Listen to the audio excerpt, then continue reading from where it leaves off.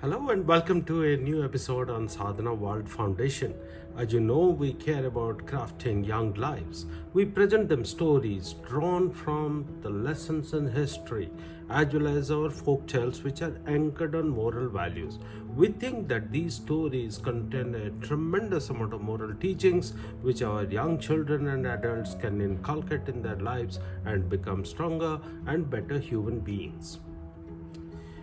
All of us have seen posters, digital and physical posters, which says keep calm and carry on.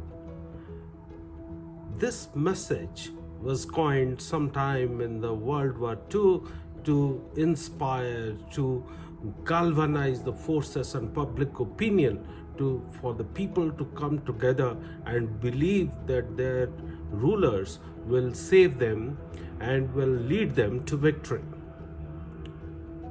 So if you go a little deeper into it and think about it, every day in our lives, we encounter so many situations where the desired results are not achieved.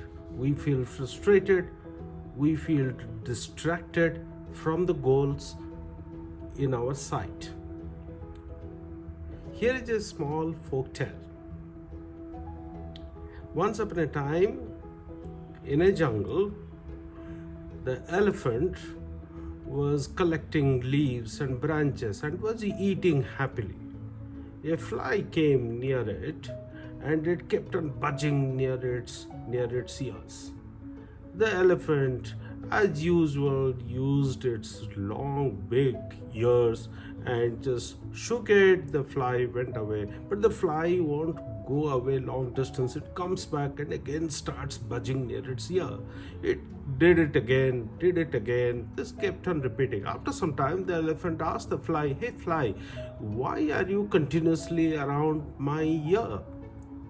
And you are buzzing, you are continuously moving, you are not doing anything is this your task? Is this your job in your life? Just to be buzzing around my ear?" The fly said, "I get distracted, I get attracted towards any smell, any event, anything which happens around me." The elephant looked at the fly, thought for a while, and said, "Maybe you should become more calm. Why are you worried about what's happening around you? Just stay focused on what you want in life." The fly said, "How do you stay so calm? You move slowly, you eat in a very focused manner. What keeps you calm?" The elephant said that I decide what I want to do. I don't let my senses control me. I try to control my senses. Very deep statement. Then the fly understands that he has no control on his senses. The external environment is sensed.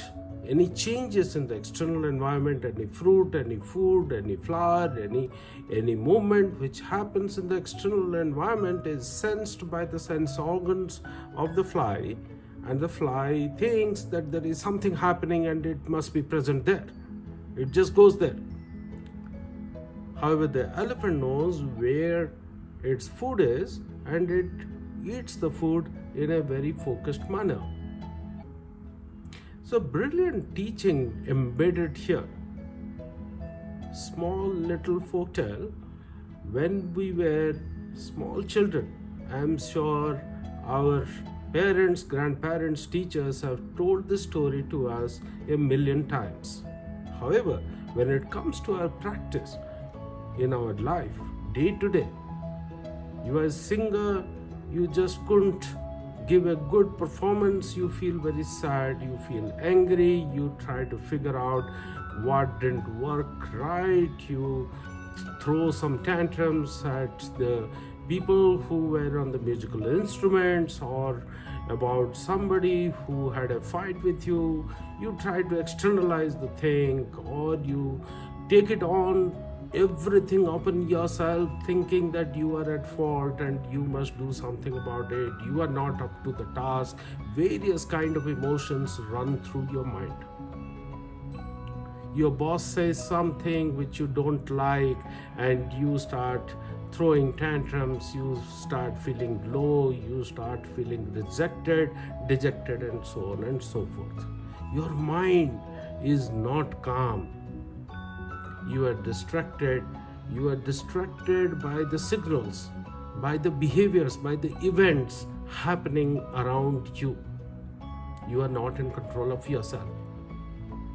In Srimad Bhagavad Gita, chapter number 16, in verse number 2, Lord Sri Krishna explains a series of 26 noble qualities. In fact, there are 3 verses in which he explains one by one after the other. He lists them down, 26 qualities for all of us. In that series of 26, this is the 14th quality, which says Shanti. Shanti is opposite of Ashanti. That means the distractions, the events which are happening outside is continuously exciting you, is continuously boiling your mind, and you are always in a state of continuous volatility.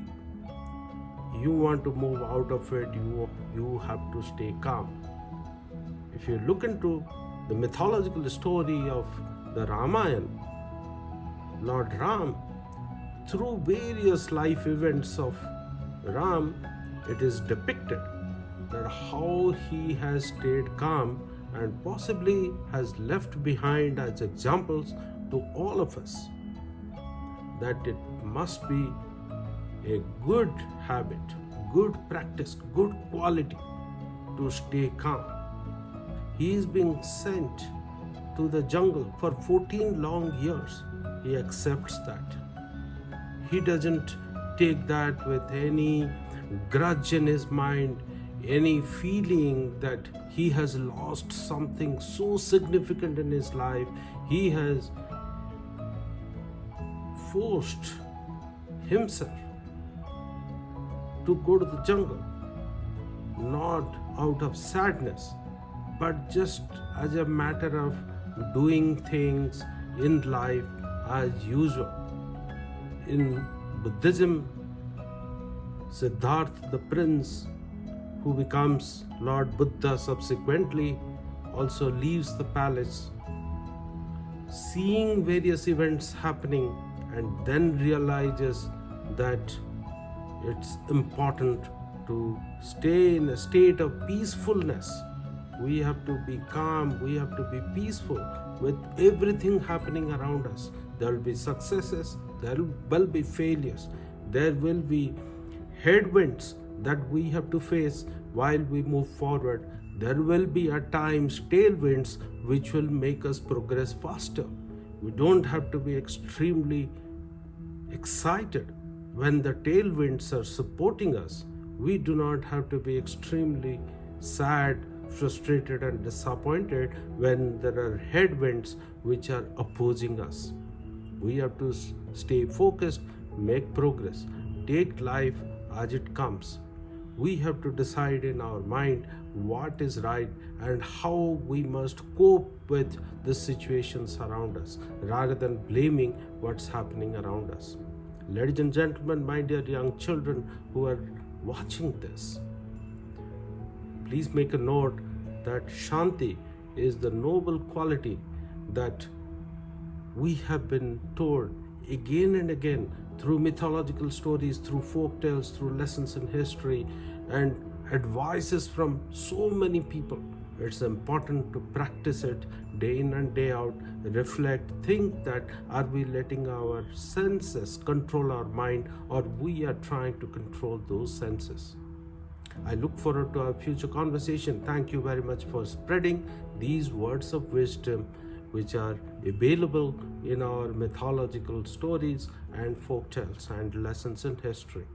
Thank you.